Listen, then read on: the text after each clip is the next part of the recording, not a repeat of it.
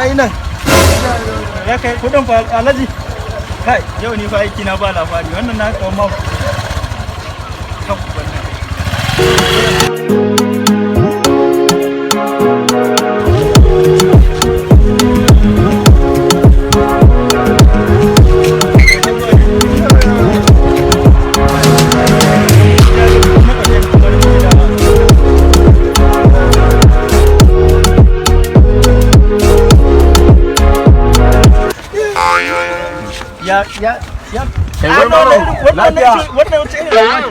ya lafiya na kai na gona ka